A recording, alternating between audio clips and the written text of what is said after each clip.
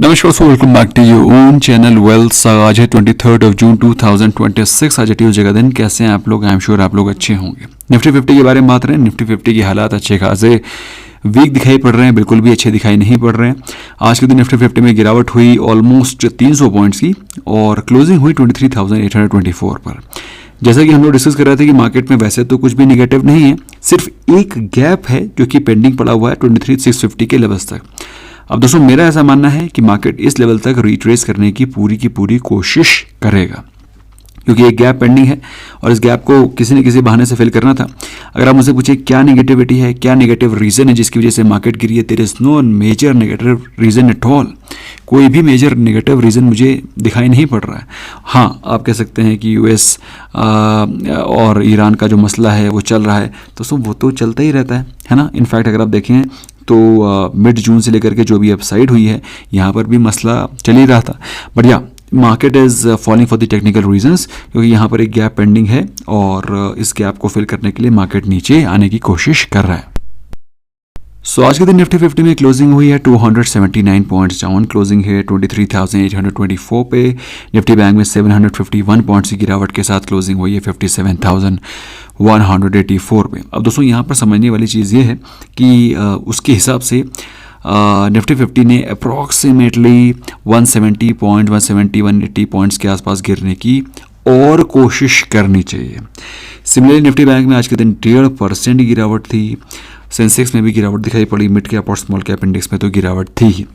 तो आज के दिन मार्केट में हमको अच्छा खासा वॉलेटाइल मूव दिखाई पड़ा, जिसके बारे में हम लोग पिछले 2-3 दिनों से उम्मीद रख रहे थे कि मार्केट थोड़ा सा एक डायरेक्शन में मूव करे। फिलहाल बात रहे गिफ्ट निफ्टी के बारे में, तो गिफ्ट निफ्टी मात्र 5 पॉइंट्स नेगेटिव है, बट ट्रेड कर रहा है 23,800 के क्रूशियल सपोर्ट पर। क्योंकि ये ब्रीच किया तो सीधे 23,650 ही अल्टीमेट सपोर्ट है और वहाँ पर गैप फिलिंग की जो कार्रवाई है वो ख़त्म हो जाएगी। ग्लोबल मार्केट्स के बारे में बात रहे हैं। माइल्ड सी वीकनेस है in European markets. Dow Jones का फ्यूचर 0.5% के आसपास टूटता हुआ दिखाई पड़ रहा है। दोस्तों आज के दिन गिरावट हमको वहाँ हर जगह दिखाई पड़ी है जहाँ पर भी रिसेंटली हमें अपसाइड दिखाई पड़ रही थी। फॉर एग्जाम्पल वेदांता ग्रुप के stocks like Vedanta, Hindustan zinc, ये सब भाग रहे थे। नैल्को, NIACL काफ़ी तेज़ी से भाग रहा था पिछले 2-3 दिनों में, वो भी आज 8% के आसपास टूटता हुआ दिखाई पड़ा। तो जहाँ पर इन्फ्लेटेड वैल्यूशन थी वहाँ पर हमें प्रॉफिट बुकिंग दिखाई पड़ी। इसके अलावा नैल्को एंड एजिस वो पैक और also among the top losers. वहीं भागने वाले स्टॉक्स में आज के दिन कोहेंस था 13% अप। इसके अलावा PPL Pharma, Gland Pharma, Neuland Lab. तो मिड कैप और स्मॉल कैप सेगमेंट के जो फार्मा स्टॉक्स थे वहाँ पर बाइंग दिखाई पड़ रही थी। Meesho was also 8.5% up. Meesho में दोस्तों हम लोगों ने छुटपुट बीच में बाइंग करी है। आज हमारी कोई भी इसमें फ्रेश बाइंग नहीं थी। लास्ट एक हफ्ते में बात करें तो किर्लोस्कर इंजन कल के दिन 20% का अपर सेक्टर मारा था इसने। आज के दिन भी मॉर्निंग में करीब 6-7% के आसपास पॉजिटिव था। इसके अलावा NIACL दोस्तों आज की गिरावट के बावजूद भी NIACL 22% ऊपर है। फिजिक्स वाला 20% up. Schneider Electric, Olectra were also among the top gainers. Losers में TMPV, Tata Motors passenger vehicle 11% down है। Infosys, MRPL, IFCI and Sumitomo Chemical are the other top losers in the last 1 week. ऐसा नहीं दोस्तों कि सिर्फ मिड कैप और small cap pharma में ही बाइंग दिखाई पड़ रही थी। Large cap pharma stocks like Cipla was also up today, doctor Reddy's was also up today, लेकिन बहुत ज़्यादा अपसाइड नहीं थी। मिड कैप और स्मॉल कैप रीजनेबली ज़्यादा भाग रहे थे। इसके अलावा Sun Pharma was also up. Power Grid, Axis Bank और also among the top gainers. Losers में इन्फोसिस है 3% के आसपास डाउन था आज के दिन। TCS was 3% down. Wipro was 3% down. Adani enterprises, JSW steel were also among the top losers. इस समय दोस्तों इन्फोसिस, TCS आपको 2020 जो कोविड की क्रैश थी उस समय के प्राइस पे मिल रहे हैं। वहीं लास्ट एक हफ्ते के बारे में बात करें, ट्रेंट 8% ऊपर है। मैक्स हेल्थ, NTPC, सिप्ला, सन फार्मा, ये सारे के सारे आउट परफॉर्मर्स हैं। टूटा कौन है? इन्फोसिस, TCS, विप्रो, ये तो निफ्टी 50 के टॉप लूजर्स में हैं ही लास्ट एक हफ्ते के। इसके अलावा Tata Motors passenger vehicle, JSW steel are the other stocks. लेकिन मार्केट क्या एक्यूमुलेट कर रही है दोस्तों? पिछले दिन के कंपैरिजन में हमें जहां पर हायर एक्यूमुलेशन दिखाई पड़ रहा है उसमें है stocks like HDFC bank. HDFC में हमारी पोजीशन क्रिएट हो रखी है 750-770 के आसपास। स्टॉक 800 रुपये के आसपास गया था, वहाँ से थोड़ा सा रिट्रेस करता हुआ दिखाई पड़ रहा है, बट मार्केट इसको एक्यूमुलेट कर रहा है। HDFC life, UltraTech cement, Bajaj Finserv, NTPC, ये वो स्टॉक हैं जहाँ पिछले दिन के कंपैरिजन में हमें higher delivery percentage, higher accumulation दिखाई पड़ रहा है। अब निफ्टी 50 के बारे में बात करें दोस्तों, निफ्टी में आज के दिन ऐसे स्पर्ट्स में फॉल हो रहा था। अगर आप 15 मिनट की कैंडल देखेंगे तो मतलब 15 मिनट की जो कैंडल्स हैं उसमें ही मेजर फॉल है। ये 15 मिनट की कैंडल दिखाई पड़ रही है, अदरवाइज आप देखेंगे मुश्किल से 5 मिनट के अंदर मार्केट में क्रैश आ रहा था, 100 पॉइंट की गिरावट हो रही थी, ठीक है। और मार्केट डे लो के आसपास क्लोज हुआ है, which is a very very weak sign. और 23,800 के बाद तो कोई भी मेजर सपोर्ट है नहीं, सीधे सीधे 23,650 के लेवल पर ही आपको सपोर्ट दिखाई पड़ेगा, ठीक है। ना coming on to Nifty Bank या फिर सेंसेक्स को देख लेते हैं पहले। तो सेंसेक्स में हमको गैप जो पेंडिंग पड़ा हुआ है that is somewhere close to 75,600 level, है ना। तो बेसिकली सेंसेक्स में भी हमको 600 पॉइंट की स्ट्रेट गिरावट की एक्सपेक्टेशन रखनी चाहिए और उसके बाद गैप फिल हो जाएगा। उसके बाद तो we should be expecting reversal from here. Now coming on to Nifty Bank. Nifty Bank में तो ज़्यादा गैप था ही नहीं, निफ्टी बैंक तो अच्छा खासा पॉजिटिव चल रहा था। इनफैक्ट निफ्टी बैंक में मेरा आउटलुक अभी भी पॉजिटिव है। हालांकि आज के दिन क्या हो रहा है, चार्ट पे क्या दिखाई पड़ रहा है, उसको अनबायस्ड तरीके से स्टडी करेंगे। तो निफ्टी बैंक में जैसे कि निफ्टी 50 और सेंसेक्स में बड़े बड़े गैप बने हुए हैं, तो यहाँ पर एक बहुत ही छोटा सा गैप है which is somewhere close to 56,800 के आसपास, और बहुत ज़्यादा डाउनसाइड की पॉसिबिलिटी भी नहीं है। बट ओवरऑल स्ट्रक्चर अगर बाई चांस इसने 57,000 के लेवल्स को ब्रीच कर दिया तो चार्ट स्ट्रक्चर काफ़ी वीक हो जाएगा। Can you see this? तो यहाँ से अगर चार्ट स्ट्रक्चर वीक हो जाता है, उसके बाद जो लास्ट और फाइनल अल्टीमेट सपोर्ट बचेगा वो है 56,000 का, क्योंकि 200 डे एक्सपोनेंशियल मूविंग एवरेज का सपोर्ट भी है। तो निफ्टी बैंक में दोस्तों यहाँ से अगर आपको देखो 200-300 पॉइंट की गिरावट तो की तो कोई बात ही नहीं है, 200-300 पॉइंट की गिरावट तो कभी भी हो सकती है ना। लेकिन अगर इसने 57,000 के लेवल्स को सस्टेन किया और नीचे गिरता चला गया तो ये लास्ट सपोर्ट है 56,000। रीज़न लॉजिक मैंने आपको समझाने की कोशिश करी है। अब दोस्तों थोड़ा सा तो रिट्रेसमेंट मार्केट में होगा, अगर निफ्टी 50 और सेंसेक्स गिरेंगे तो निफ्टी बैंक में थोड़ी तो गिरावट होगी, there is no doubt about it. हालांकि if you ask me the outlook so far is not very negative, इतना नेगेटिव नहीं है कि सब कुछ बेच के निकल जाओ। अच्छा दोस्तों, यहाँ पर एक चीज़ बहुत ही इंपॉर्टेंट और समझने वाली है कि मार्केट में जो ये गिरावट है, गिरावट के पीछे का जो रीज़न है वो इंड्यूस किया जा रहा है कि किस प्रकार से क्रूड को ऊपर लेके जाया जाए, बट क्रूड है कि ऊपर जाने का नाम नहीं ले रहा है। क्रूड धड़ाधड़ नीचे गिरा जा रहा है और जिस प्रकार से आज के दिन उसने अपने क्रूशियल लेवल 78-79 का जो लेवल था उसको भी ब्रीच कर दिया है। सो बहुत ही नेगेटिव दिखाई पड़ रहा है। और हालांकि मुझे ऐसी उम्मीद थी कि क्रूड रिवर्स करेगा, थोड़ा मोड़ा रिवर्स भी किया, बट $82 पर बैरल के आसपास ही जा पाया, उसके ऊपर वो जा ही नहीं पाया है।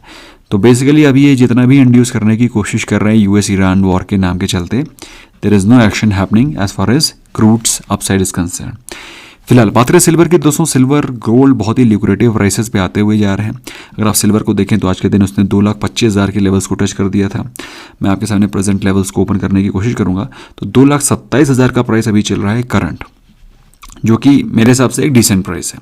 मैंने आपको ये चीज़ ऑलरेडी बता दी थी कि जो रेड लाइन है एंड बिलो, इसके नीचे जो भी प्राइस आता है it's a great accumulation price अगर आप SIP फॉर्म के इन्वेस्टर हो।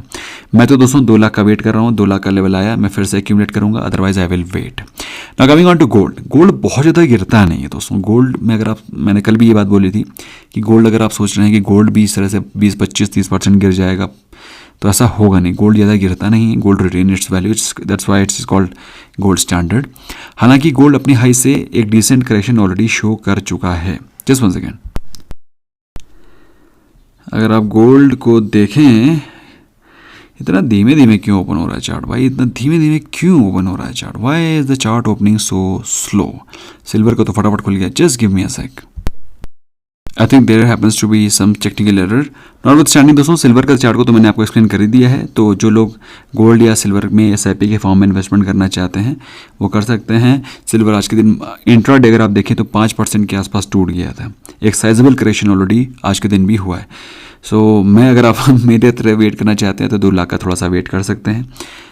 2 लाख 5,000 2 लाख है ना, इस तरह के लेवल चार्ट खुल गया अल्टीमेटली।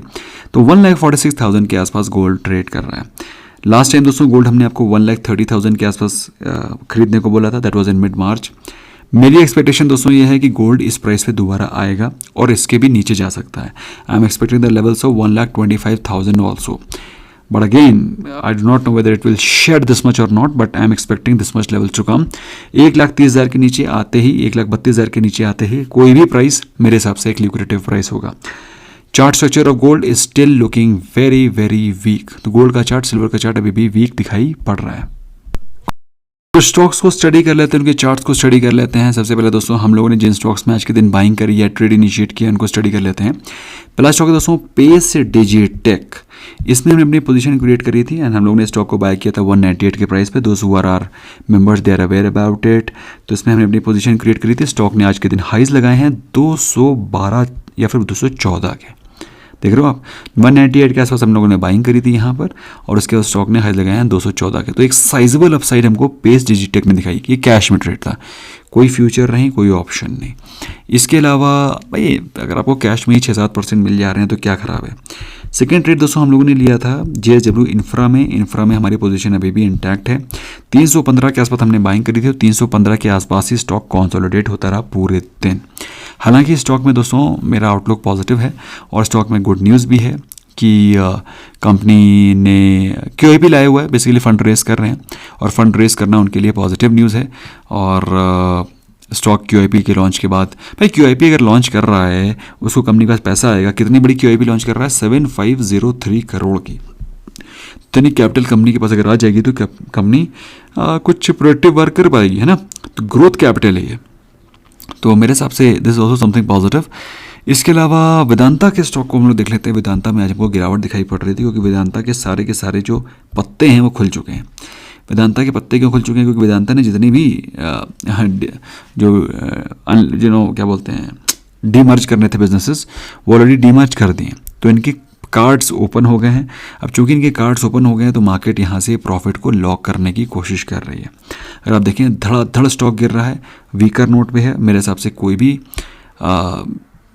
कोई भी साइन दिखाई नहीं पड़ रहा जिसमें कि आप इसमें एग्रेसिवली जंप कर जाएं। Stock is looking very weak, chart is looking very weak. 270 का सपोर्ट अगर वो टूट गया तो कहानी खत्म है। So this is also what you should be aware. Chart is looking very very week. Monsoon को भी वीक बता रहे हैं। मानसून को वीक होने के कारण अगर आप ट्रैक्टर्स में देखें तो एस्कॉर्ट्स को अगर आप देख लो, एस्कॉर्ट्स को देख लो, ऐसा बोल रहे हैं कि मॉनसून अब क्या वीक रह सकता है। तो वीक मॉनसून के चलते ऑलरेडी स्टॉक काफ़ी लोज में है, बट यहाँ से कुछ रिवर्सल दिखाने की कोशिश ज़रूर कर रहा है। 3400 के आसपास एक रेजिस्टेंस फेस होगा। सिमिलरली मॉनसून से रिलेटेड स्टॉक्स में हीरो मोटोकॉर्प भी है, क्योंकि जनरली रूरल कंजम्पशन बढ़ जाता है और अगर रूरल कंजम्पशन बढ़ता है अच्छे मॉनसून के चलते तो कंपनी लाइक हीरो मोटोकॉर्प में सेल्स बढ़ती हैं, ऐसा हम लोग ने देखा है। और अगर आप देखें तो ये तो भयंकर डाउन ट्रेंड में चल रहा है। चूँकि मॉनसून वीक है तो हीरो मोटोकॉर्प में भी किसी भी रिवाइवल की उम्मीद फ़िलहाल दिखाई नहीं पड़ रही है। गोल्ड को मैंने आपको स्टडी कर दिया, चार्ट को हमने स्टडी कर दिया। एक बार क्विकली हम लोग नज़र डाल लेते हैं इन्फोसिस के ऊपर, क्योंकि आज टेक्निकल स्टॉक्स में, ये IT के स्टॉक्स में हमको गिरावट दिखाई पड़ रही थी और भीषण गिरावट अभी भी चल रही है। There is no sign of revival, there is no sign of respite. Infosys को अगर आप देखें तो 1000 के आसपास चल रहा है और कोई भी सपोर्ट नहीं। जो सपोर्ट लेवल थे करीब 1180 के आसपास, वो भी टूट चुके हैं। तो अब जो नेक्स्ट, अनफॉर्चुनेटली दोस्तों, जो नेक्स्ट सपोर्ट दिखाई पड़ रहा है वो 800 के आसपास है। मतलब यहाँ से 20% की डाउन साइड और खुल गई है। ओ माई गॉड।